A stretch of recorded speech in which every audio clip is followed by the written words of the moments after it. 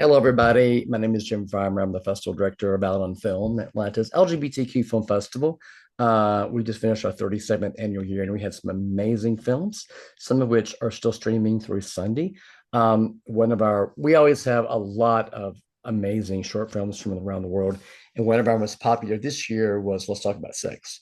And one of the films in that program was Scratch That by director Yaniv Lavi. So I know that we had Yaniv here at the festival. We had a couple of interviews here. So we just wanted to interview online for those who might want to get to know a little bit more about him online. So thanks for talking to us this morning. Yeah, thanks for having me, Jim. It was great having you here. It was great having you here for a couple of conversations. And thanks for the visit. Thanks for sharing the film with us.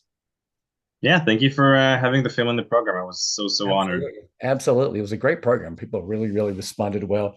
Well, just for those who don't know, tell us a little bit about the film and your inspiration for it. Okay, so the main metaphor or the device that moves the plot in the film is an STD or a skin disease, Yeah. scabies. And so during my fourth year in school, it's actually my diploma film. And during my fourth year in school, I didn't really know what to write about, what I wanted to do the film about. And then I was infected with scabies, and it was the worst time ever. It took me months to get rid of, and at some point, having it and dealing with it, I realized that there is something very cinematic about like itching, and like I remember like this one time I was itching so bad, and for just a split second, I saw myself like from outside, and I thought there's something really obsessive and metaphorical about itching, and so I started to write a story around it that is not very autobiographical, but it is based on true feelings, and so yeah, that's how it came about. In the film, your main character is dealing with this new environment of being single and meeting people online and navigating online dating. Can you sort of talk about that new world for the character that he's dealing with? Yeah. So what allows the protagonist to be so obsessive is how easy it is to be obsessive. It's how easy it is to get to meet guys like just a fingertip away with dating apps and grinders specifically.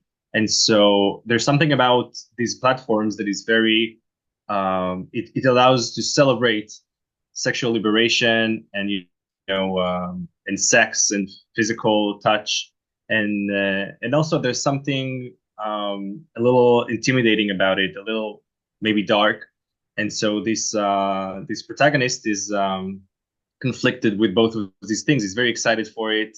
He wants to take part in it. He feels like it's helping him to deal with his feelings and broken heart. But at the end of the day, he really does not know how to be alone and how to get out of this cycle Yeah. of meeting new people. And so in this film, I try to be a little critical about this conflict and how it's both very exciting and both very intimidating. I know that here in Atlanta, the apps are everywhere. Every time you go out, someone's on an app and running around, trying to determine who's 5 feet away or who's next door or how long it'll take to meet someone. How prevalent are apps back in Tel Aviv? I'm assuming they're just as prevalent back there. They are just as prevalent. Yeah, everybody uses them all the time. We have the same discussions, the same conflicts. I feel like people uh, they no longer know how to meet new people or start new relationships outside of these apps. And so they're both hurt by them, excited by them, excited for them. And yeah, it's this weird relationship and like a love hate relationship with these apps, and everybody talks about it, especially in the gay community. I've mentioned this to you while you were here. I grew up in a different era where it was really impossible to meet people. I mean, we didn't have the internet, we didn't have much of anything. So I've always looked at the apps as sort of the pros and cons. The advantages, are that obviously you can meet people and realize you're not alone. The disadvantages is that you can get online and just get bombarded. But there's always you don't have to really cultivate a relationship. You just basically, I need this, I'm looking for this. And you get there's no getting to know someone. So there are definitely pros and cons, as I imagine, everybody discovers with this. I love you want to talk about that? Yeah, I completely agree. That's like the thing that I try to talk about in the film because Yeah. yes, people are able to meet other people, to meet, to maybe try to be less lonely with other lonely people. But then there's something about the anonymity of it or like the immediacy of it and like how it can be like this one time, 1 hour thing that that people take advantage of, and they Yeah. really they think they want to be with someone, but they just want to like either have sex with them or like or have an orgasm or like just have something and finish it in like an hour or two, and then they aren't really. It's very hard to actually start relationships or have a real human connections Yeah. when this is what when this is what these apps are having you. Yeah. I love the relationship between you and your roommate, but between the main character and the roommate here. Can you sort of talk about their relationship, which has its ups and downs? Yeah. So what from the moment I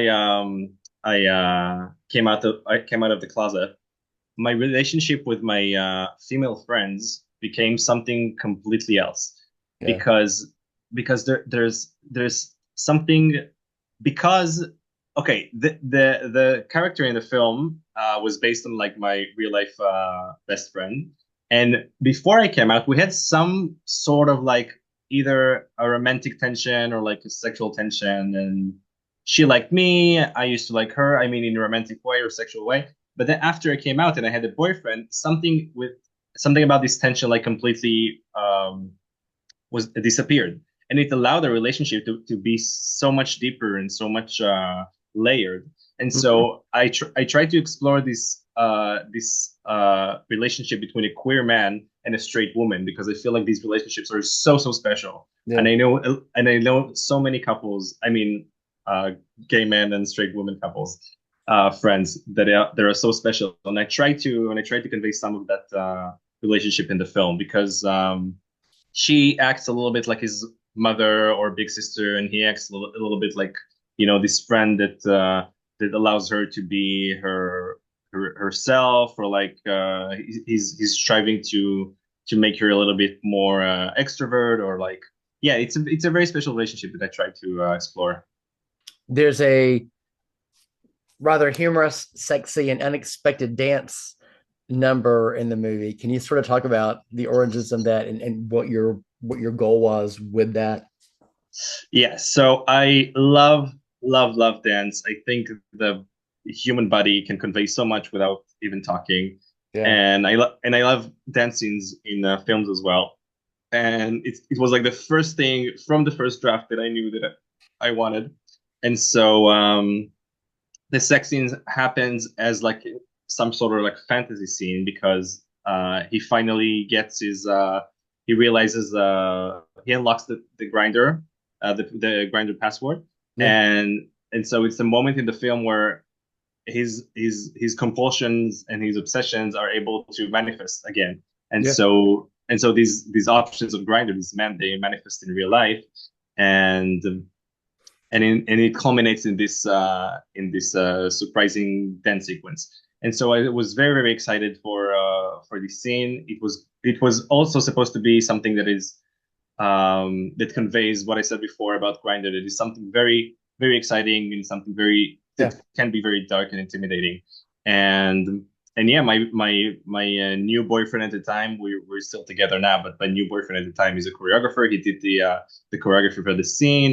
Everyone, all the dancers in the scene are queer men from Jerusalem, where we shot the film, and it was very special, and I really love it. Can you talk about being a gay man living in Tel Aviv right now, as well as a gay filmmaker, and what it's like for you right now?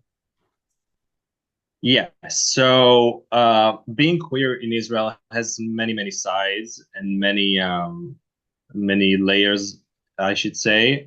Tel Aviv is and gayest city in Israel. The Yeah. city itself has done so much for the queer community in the past 30 or even 40 years.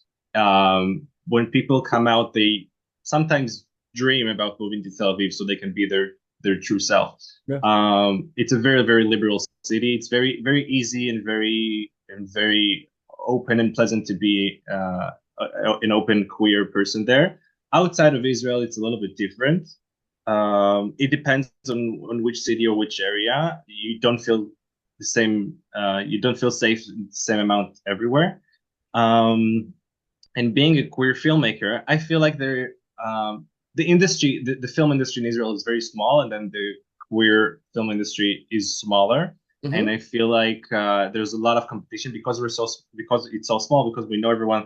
There's a lot of competition. Everybody wants um, to speak their queer voices and have their queer stories told. And there's something very niche about it, and very like communal, but there's something very competitive as well, and everybody's trying to like find their places a little bit. Okay. So what's next for you, and where can people see Scratch that he might end up called it as part of Battle Film? So for right now, there's no more film festivals in the future. I do hope it gets picked up for some more, but it is like its second year run. So we had a Yeah. premiere last year, and this is its second year run. I hope it gets picked up for more. Yeah. Um, right now, I work as an editor for a media outlet. I do hope to work more in the film industry. I am writing some new short films. I'm trying to write a TV series, Yeah. which is maybe the biggest way to succeed in Israel in the film and the television industry, because film is considered more arty in Hmm. Israel, but TV is like a business, That's good. and so yeah. And where can people will Scratch that eventually be available to watch somewhere public or maybe streaming? So as long as the film has its festival run, Hmm. the school, Sam Spiegel Film School, where I studied, they have the full rights for the film. I got you. The moment the festival run ends, the rights will be mine, and I will probably be uploading it to either Vimeo or YouTube for the Yeah. public to watch. That's great. That's great. Yanni, thank you so much for sharing this film with us. Thanks for our third interview over the last 10 days or so. Thank you again to the Israeli consulate for making your trip to Atlanta possible. I know that, and I know I spoke to you many times during the festival. I'm glad that you were able to be there, participate, and see a lot of good films. And thank you so much for being part of it. And thanks for talking today. And please continue to keep us what's posted and what's going on. Yeah, no problem. Thank you so much, Jim. Thank you so much. Take care.